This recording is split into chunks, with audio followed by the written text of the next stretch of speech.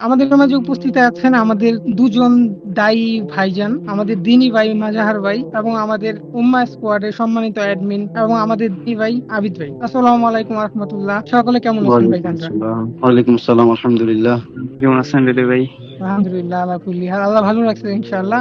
তো আমাদের আজকের আলোচনার বিষয়গুলি আমি উপস্থাপন করছি যে ফুটবল ওয়ার্ল্ড কাপ প্রথম বিষয়, যেহেতু বর্তমান সময়ে এটা খুবই জনপ্রিয় একটা ফেতনা, আমাদের জন্য ফেতনা মনে করি আমি। এই সম্পর্কে আমি মাজাহার ভাইয়ের কাছে একটু যাব যে মাজাহার ভাই, ফুটবল ওয়ার্ল্ড কাপ বর্তমান সময়ে আমি বললাম যে ফেতনা, আসলে এটা কতটুকু যৌক্তিক আপনি মনে করেন? আসসালামু আলাইকুম হৃদয় ভাই। জি, ওয়ালাইকুম আসসালাম।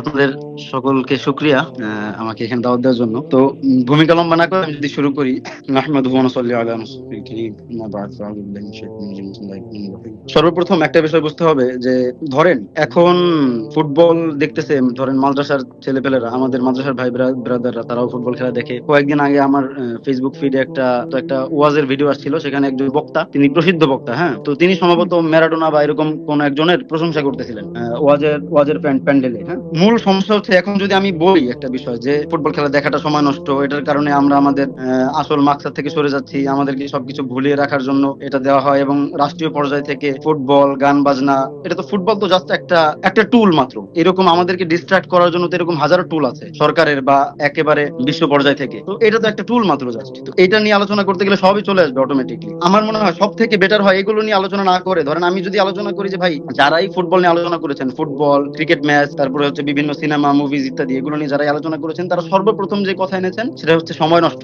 এখন আমার কথা হলো যে ভাই, আমি যেই ছেলেটাকে বলছি সময় নষ্ট, যে সময়ের গুরুত্ব জানে তাকে বলা যায় ভাই সময় নষ্ট, তাহলে সে সময়ের গুরুত্ব বুঝবে। ধরেন একজন বিজনেসম্যান, সে সময়টাকে কিভাবে কন্ট্রোল করতে হয় তার হাতে ওইটা আছে। তাকে যদি আমি বলি ভাই তুমি এই কাজটা করলে তোমার সময় নষ্ট হবে, তো তাকে এই কথাটা বলে উপকার আছে। বাকি যার কাছে সময়ের কোনো মূল্যই নাই, তাকে তো সময় নষ্টের কথা বলে লাভ নাই। তো আমার মনে হয় সর্বপ্রথম আমি যে বিষয়টা দিয়ে শুরু করলে আমি যেটা মনে করি যেটা ভালো হয়, সেটা হচ্ছে একটা বিষয় যে এই কথা তো সবাই জানে। ধরেন আজকে আমাকে একজন মেসেজ দিয়ে বলতেছে ভাই, আমি তো আল্লাহ তাআলাকে প্রচুর ভালোবাসি এবং সবকিছুই ঠিক আছে, আমি নেইমার বা ওদের কাউকে ভালোবাসি না, তবে আমি নেইমারের যে স্কিল ওইটা আমার খুব ভালো লাগে, আমি কি দেখতে পারবো? আমি ওকে ভালোবাসি না, বাকি ওর স্কিলটা আমি দেখে খুব মজা পাই, যেটা কি আমি দেখতে পারবো? তো এই টাইপের বিষয় আর চলে আসে। তো এই জন্য আমি মনে করি সব থেকে যে বিষয়টা দিয়ে শুরু করা উচিত সেটা হচ্ছে আল ওয়ালা ওয়াল বারা, অর্থাৎ আমাদের জন্য মনোনীত ধর্ম ইসলামের সব থেকে গুরুত্বপূর্ণ যত বিধানগুলো আছে এর মধ্যে একটা গুরুত্বপূর্ণ বিধান হচ্ছে আল ওয়ালা ওয়াল বারা। আল ওয়ালা ওয়াল বারাটা আমি সবার জন্য যদি ক্লিয়ার করে দিই, একজন মুসলমান, সে মুসলমান হবার পর কোন কোন জিনিস গ্রহণ করবে এবং কোন কোন জিনিস বর্জন করবে, এটা আল্লাহ তাআলা বলে দিয়েছেন, এবং সাল্লাল্লাহু আলাইহি ওয়াসাল্লাম সব আমাদেরকে বিস্তারিত বলে দিয়ে গেছেন। এবং কোন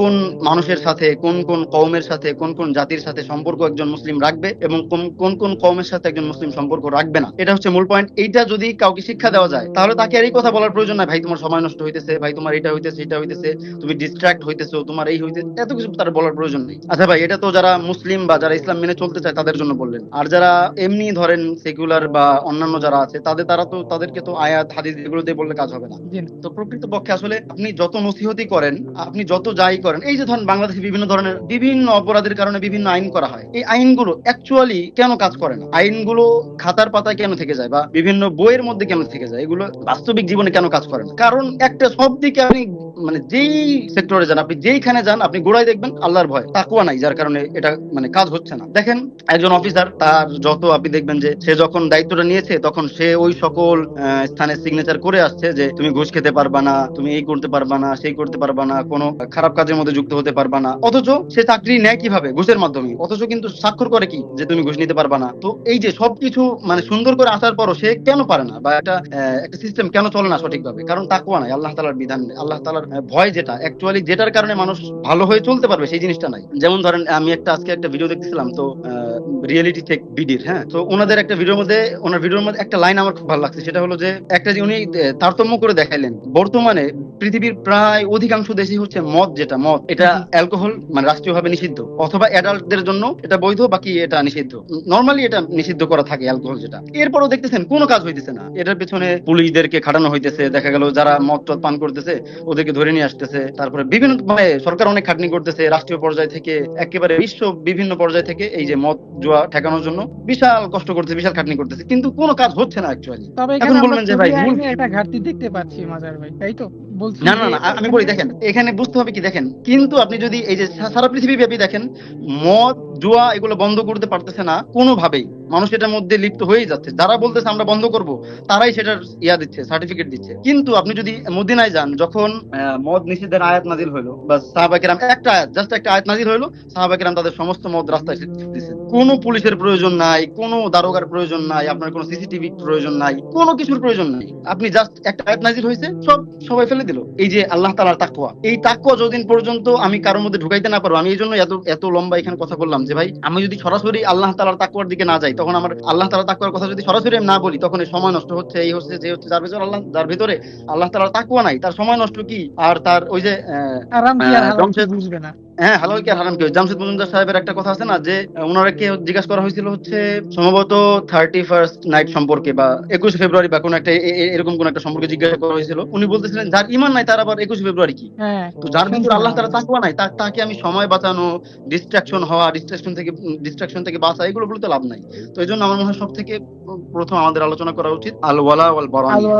আল ওয়ালা ওয়াল বারা নিয়ে আমি একটা বই আমার সামনে খোলা, শেখ সালেহ আল ফাওজান হাফিজাহুল্লাহ। তো এটার মধ্যে উনি সবগুলো আয়াত আনছেন, আল ওয়ালা ওয়াল বারা নিয়ে যত আয়াত আছে সবগুলো আয়াত। আল ওয়ালা ওয়াল বারা যেটা বললাম, যে একজন মুসলিম হবার পর সে কোন সকল ব্যক্তির সাথে সম্পর্ক রাখবে, কোন সকল জাতির সাথে সম্পর্ক রাখবে, এবং কোন সকল জাতির সাথে সম্পর্ক রাখতে পারবে না, এটা আল্লাহ তাআলা ক্লিয়ার করে দিয়েছেন। এর মধ্যে আমার যেটা বক্তব্য, আল্লাহ তাআলা যে একটা আয়াত যদি নাজিল করতেন, সেটা যথেষ্ট ছিল।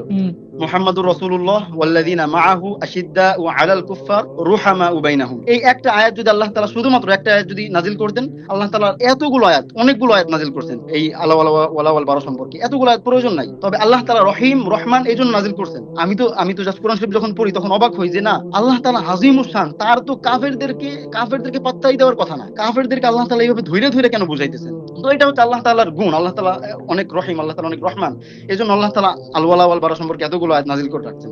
একটা আয়াত যথেষ্ট ছিল, মুহাম্মাদুর রাসূলুল্লাহ ওয়াল্লাযিনা মাআহু আশিদ্দাউ আলাল কুফফার রুহামাউ বাইনাহুম। এটা যদি অর্থ আমরা করি, মুহাম্মদ আল্লাহর রাসূল সাল্লাল্লাহু আলাইহি ওয়াসাল্লাম, আর যারা তার সাথে আছে তারা কাফেরদের প্রতি কঠোর, এবং নিজেদের মধ্যে পরস্পর, অর্থাৎ নিজেদের মধ্যে তারা সহানুভূতিশীল। এটার দ্বারা আমরা এটুকু বুঝতে পারি যে আমি যদি নিজেকে আশিকে রাসূল করতে চাই, অথবা উম্মতে মুহাম্মাদি হিসেবে জান্নাতে যেতে চাই, আমি যেহেতু শেষ জামানায় আসছি, আমাকে জান্নাতে যেতে হলে উম্মতে মুহাম্মাদির পরিচয় নিয়ে যেতে হবে। আমি ঈসাই অথবা অন্য কোনো ধর্মের পরিচয় নিয়ে, অন্য কোনো কিতাবী ধর্মের পরিচয় নিয়ে যেতে পারবো না। আমাকে মুহাম্মাদি ধর্মের পরিচয় নিয়ে যেতে হবে। তো আল্লাহ তাআলা আল্লাহ রাসূল সাল্লাল্লাহু আলাইহি ওয়াসাল্লামের পরিচয় দিচ্ছেন, মুহাম্মদ আল্লাহ রসুল, তিনি এবং তার সাথীরা, অর্থাৎ তৎকালীন সাথীরা সাহাবায়ে কেরাম। এবং এই আয়াত আমাদের পর্যন্ত আসার কারণে আমরা মুহাম্মদুর রাসূলুল্লাহ এবং উম্মতে মুহাম্মাদি আশিদ্দাউ আলাল কুফফার, কাফেরদের প্রতি তারা কঠোর, রুহামাউ বাইনাহুম, এবং নিজেদের প্রতি তারা তারা প্রচুর কোমল এবং প্রচুর সহানুভূতিশীল। আসিফ আদনান হাফিজাহুল্লাহর একটা বক্তব্য আছে, উনি বলতেছিলেন যে এটাই বাস্তবতা। সেটা হচ্ছে যে উনি বলছিলেন, পৃথিবীর সব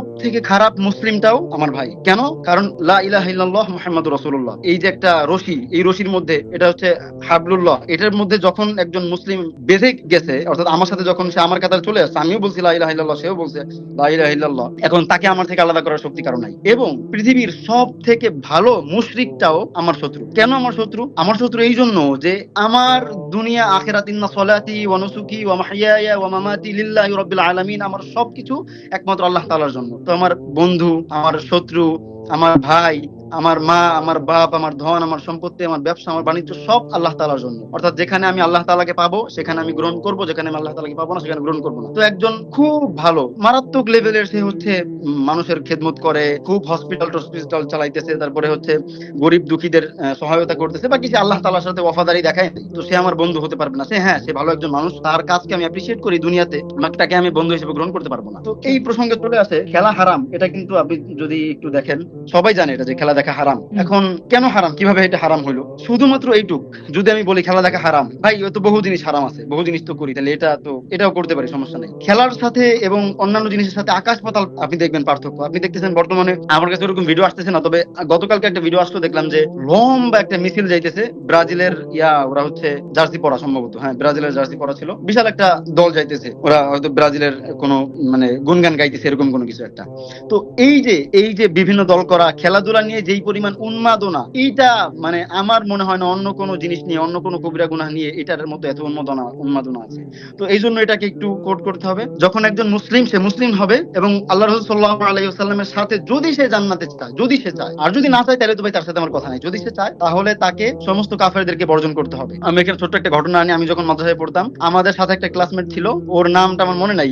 ওর জার্সি ছিল একটা ব্রাজিলের জার্সি, পেছনে ওর নাম লেখা ছিল, ওর নামের সাথে লেখা ছিল হচ্ছে জে আর, অর্থাৎ জুনিয়র, যেমনটা ভাবে নেইমারের নামের সাথে লেখা জি থাকে। জি, দেখতে পাই তো আমি। আমি তখন অনেক ছোট ছিলাম। আমি কল্পনা করতাম যে একজন মানুষ কত বড় মিসকিন হইলে, একজন মানুষ কত বড় পিতৃ পরিচয়হীন হইলে, মানে একজন কাফেরের নামের যেই মানে যে আর ওইটা নিজের নামের সাথে লাগাইতে পারে, একবার কল্পনা করা যায়? তো হেফাজত করি। তাদেরকে যদি আমি সময় নষ্ট, তারপরে হচ্ছে ডোপামিন ট্র্যাপ, এটা এইসব বলে তো তাকে লাভ নাই। তাকে বোঝাইতে হবে, ভাই তুমি তো মুসলিম দাবি করো, যদি তোমার কখনো মনে হয় যে আমি জান্নাতে যেতে চাই, তাহলে তোমাকে এটা করতে হবে। কি করতে হবে এটা শোনো ভালো করে। মুহাম্মাদুর রাসূলুল্লাহ ওয়াল্লাযিনা মাআহু আশিদ্দাউ আলাল কুফফার রুহামাউ বাইনাহুম, আল্লাহ রাসূল সাল্লাল্লাহু আলাইহি ওয়াসাল্লাম এবং তার সাথীরা। আর তুমি যদি তার সাথে জান্নাতে যেতে চাও, তুমিও কাফেরদের প্রতি কঠোর হতে হবে। এবং এই কাফেররা ভাই, এই একটা আয়াত আল ওয়ালা ওয়াল বারার, এই একটা আয়াত, আরো বহু আয়াত আছে, যেমন ইন্নামাল মুমিনুনা ইখওয়া, মুমিন হলো ভাই ভাই। ওয়াল্লাযিনা জাউ মিন বা'দিহিম ইয়াকুলুনা রাব্বানা ইগফির লানা ওয়া ইখওয়ানিনা আল্লাযিনা, এটা মুমিনদের ব্যাপারে। কাফেরদের ক্ষেত্রে যেমন লা তাজিদু কওমান ইউমিনুনা বিল্লাহি ওয়াল ইয়াউমিল আখিরি ইউআদ্দুনা মান হাদ্দাল্লাহা ওয়া রাসূলাহু ওয়ালাউ কানু আবাআহুম আও আবনাআহুম আও ইখওয়ানাহুম আও আশীরাতাহুম, যারা আল্লাহ এবং পরকালের প্রতি বিশ্বাস স্থাপন করে তাদেরকে তুমি আল্লাহ ও তার রাসূলের বিরুদ্ধাচরণকারীদের সাথে বন্ধুত্ব করতে দেখবে না। আল্লাহ তাআলা মানে ক্লিয়ার করে বলতেছেন, যারা অর্থাৎ আল্লাহ রসুলের সাথে যারা আছে এবং তার সাথে থাকার ইমানে যারা দাবি করে, তাদেরকে তুমি কাফেরদের বন্ধু হিসেবে দেখবে না। অথচ আমরা সেটা দেখতেছি।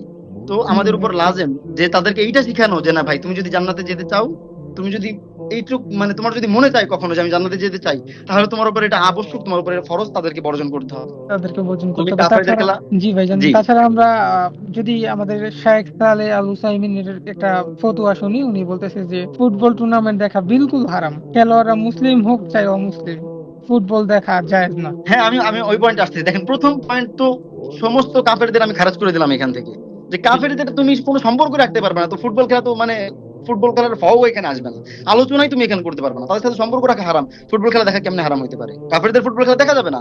এখন আসলো ভাই, আচ্ছা তাহলে ইরান খেলতেছে, হ্যাঁ তারা মুসলিম কিনা এটা নিয়ে ইখতিলাফ, ওটা বাদ। তারা মুসলিম দল খেলতেছে, বা সৌদি আরব খেললো, অন্য কোনো আরব আমিরাত খেললো, তাদের খেলা দেখা যাবে কিনা? না, তাদের খেলাও দেখা যাবে না। তাদের খেলা না দেখার বহু কারণ আছে। ফুটবল খেলার মধ্যে টাকনুর উপরে থাকে কি? প্যান্ট।